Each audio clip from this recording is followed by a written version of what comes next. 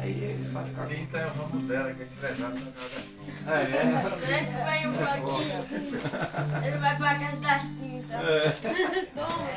Se você trouxe a sua Bíblia, poder abrir aí Mateus capítulo 24, né? Eu vou ler um versículo, certo? Eu vou ler um versículo.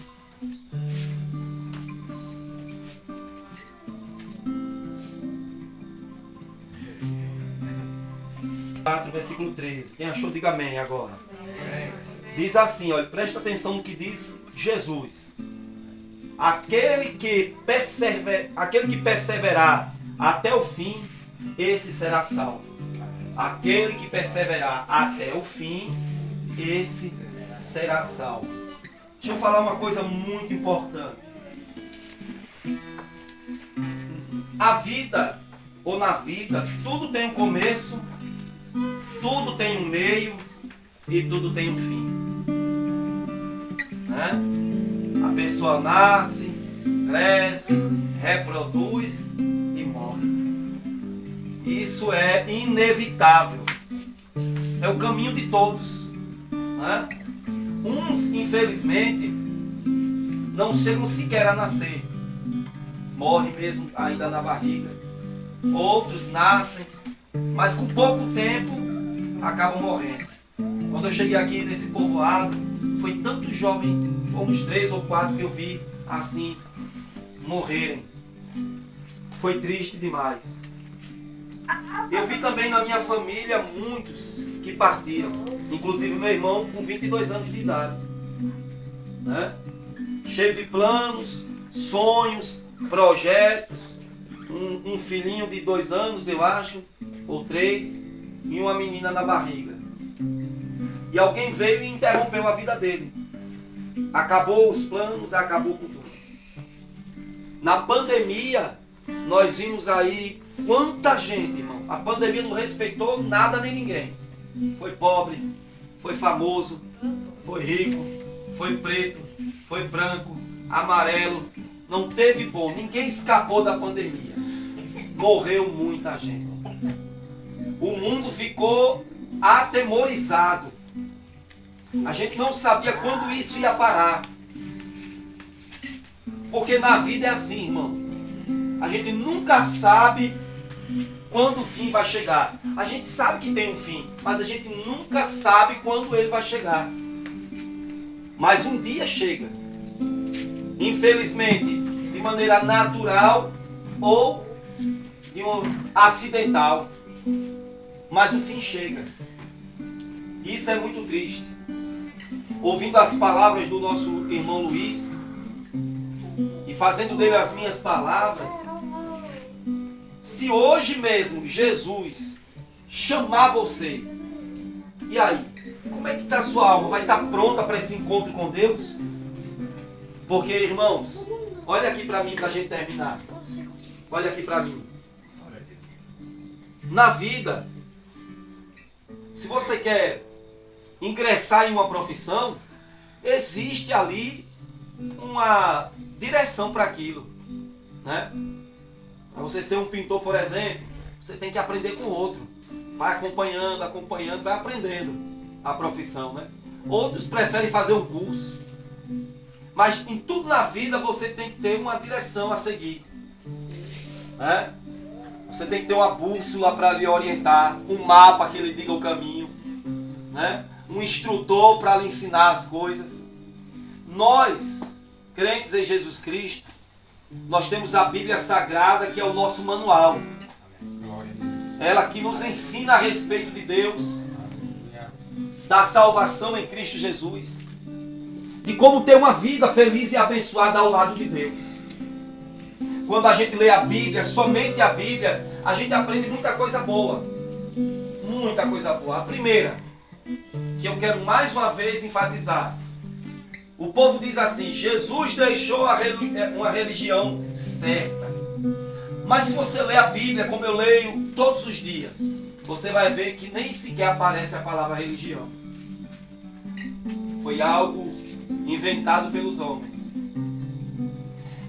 Jesus nunca deixou uma religião ou uma igreja ou uma denominação, melhor dizendo. Ele deixou uma igreja espalhada na face da terra. Mas denominação não. Religião muito menos. O que é religião? A religião é um método ou um meio que homens inventaram para se aproximar de Deus. Só que se você prestar atenção na religião, ela é um tanto quanto diabólica. Porque tudo aquilo que toma o lugar de Jesus, tudo aquilo que tenta ofuscar a pessoa bendita de Jesus Cristo, é diabólico, é satânico. Por exemplo, nós vemos na Bíblia Sagrada que Jesus sofreu por nós, morreu no nosso lugar, padeceu um preço, pagou um preço altíssimo para que hoje eu e você estivéssemos aqui. Aí vem a religião e ensina que Maomé é o profeta verdadeiro. É Maomé que leva o homem para Deus. Aí vem outra religião e diz assim, não é Maomé não, é Buda. Aí vem outra religião e diz assim, nem Maomé e nem Buda. É fulano, é Beltrano. Aí vem outra e diz, não, não é essa não, é o Papa.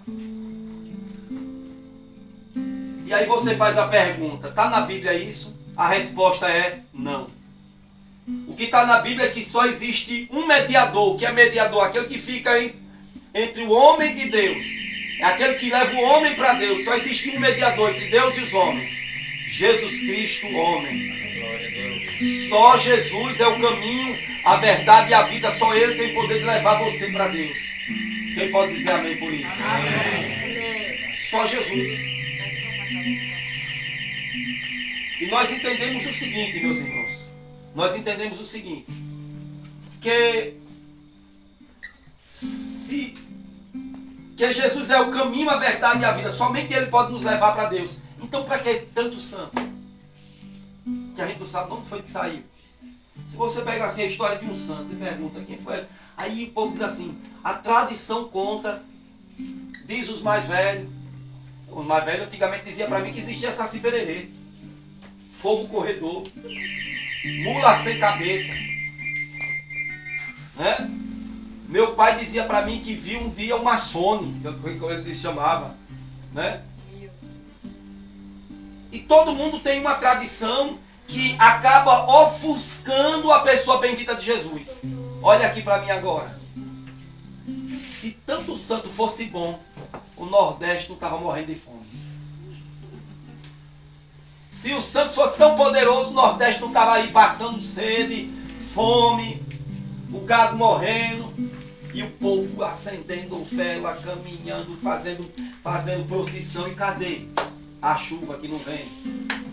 Agora a Bíblia diz, presta atenção, a Bíblia diz assim, lá em Crônicas, capítulo 7, versículo 14, Deus diz assim, se o meu povo, que chama pelo meu nome, se humilhar e orar, buscar a minha face, se converter dos seus maus caminhos, então eu ouvirei dos céus, perdoarei os seus pecados e sararei a sua terra. Glória! Somente Deus pode sarar a nossa terra e mais ninguém. Na Bíblia a gente vê que a irmã Maria não fez um milagre sequer. Ela não curou uma unha. Mas a religião vem e coloca ela acima de Jesus, já para a gente sair do foco de Jesus. Mas quem morreu na cruz? Jesus. Quem curou, quem perdoou, quem salvou, quem ressuscitou os mortos, foi Jesus. Todo respeito a Maria, que foi mãe dele, mas não tem poder de nada. Só Jesus tem o poder de salvar, transformar, libertar e dar vida eterna. Porque tudo tem um fim. E o fim pode chegar hoje para você, ou amanhã. E quando eu falo o fim, eu estou falando o fim da vida, mas também pode ser o fim do casamento, o fim da família, o fim da saúde, o fim de alguma coisa. Quando você tem Jesus, a palavra de Deus garante que Ele traz salvação eterna, porque só existem dois caminhos, céu ou inferno. Não adianta a pessoa ser boa. Não, eu sou uma pessoa boa, não faço mal para ninguém, não xingo, não falo mal de ninguém. Mas não é a bondade que salva. Quem salva é Jesus. Glória a Deus. Para o católico, quem salva é a bondade. É tanto que irmã Dulce virou santa depois que ela morreu. A igreja decidiu, não, ela vai ser santa agora. E todo respeito a essa mulher, porque trabalhou muito pelos pobres. Mas ninguém tem poder de transformar ninguém em santo, só Jesus tem. Bondade nos salva. Até a própria irmã Dulce, ela precisa de Jesus como Senhor e Salvador na vida dela para ser salva. Maria, lá no cântico dela, em Lucas capítulo 1, quando ela começa a louvar a Deus, ela diz assim: a minha alma engrandece ao Senhor, e o meu espírito em meu Deus, meu Salvador. Até ela precisou do próprio Filho para ser salva. Jesus é o caminho, minha gente. Não deixe para amanhã aquilo que você pode fazer hoje. Amanhã pode ser tarde. Se hoje a doença bater a porta da sua casa, ou a morte, ou seja lá o que for, para tentar colocar um fim na sua vida, você vai ter Jesus para apresentar para a morte, para a doença, para o problema. Jesus é o caminho. Deus poderoso. Jesus, eu digo para você, vou fazer uma comparação. Você só vai entender ele perfeitamente se você experimentá-lo. Eu vi ali umas laranjazinhas, eu gosto de laranja. Não é chimano não, só laranja não. Não é chimano não, viu? Que nem meu irmão que era pequenininho, era chimão. Mas se você pegar uma laranja, uma manga, se eu pegar aqui uma laranja e fazer assim, essa laranja aqui é doce ou azeda? A pessoa olha e não sabe dizer, sabe que é uma laranja. Mas só vai saber se é doce ou se é azeda se experimentá-la. Eu estou falando de Jesus para você aqui. Mas você só vai saber se de fato Jesus é tudo isso se você experimentá-lo. Como é que eu faço isso, pastor? A Bíblia ensina como. A Bíblia diz que se você, diante das testemunhas, abrir seu coração, crer que Jesus Cristo é o Senhor e confessar que só Ele pode salvar, que Ele é Senhor e Salvador da sua vida, aí então você vai ser salvo. Você vai ter paz na sua alma. Você vai ter segurança na sua alma. Está todo mundo feliz com o novo governo. Todo mundo, entre aspas. Alguns, outros não. Mas, irmão, pode entrar o presidente A, o presidente C. Num país de corrupto, nunca vai ser bom aqui, filho. Certo? Porque até pode ser que um queira fazer o bem, mas os outros não querem. É um monte. Não tem aquela musiquinha dos trapalhões, mais velhos daqui. Quem lembra? Se gritar pregar ladrão, não fica um, meu irmão. Né? Aí Didi fazia aquelas palhaçadas. Se gritar pregar ladrão, não fica um, meu irmão. Então o Brasil, irmão, o Brasil, a gente ora para que ele seja abençoado, né? Nesse aspecto. Mas, irmão, se caso não for, nós temos Jesus, que nunca vai deixar faltar o pão de cada dia na sua mesa, a saúde para os seus filhos, que vai garantir o sucesso da sua família e a bênção do seu casamento. Quem pode dizer amém por isso? Então, diante disso, eu quero convidar os irmãos a estarem de pé, orar pelo povoado dominante, orar que haja salvação nesse lugar. Amém. Povo, diante do teu poder, Pai, repreendemos, ó Deus, toda ação de Satanás, todo espírito maligno que tenta aprisionar, destruir,